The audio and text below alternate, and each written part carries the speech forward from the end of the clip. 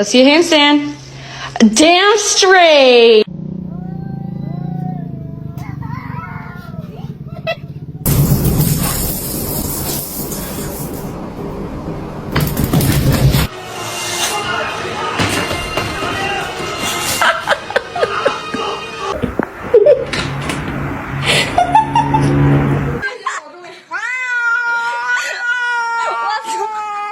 The most dangerous animal on this planet.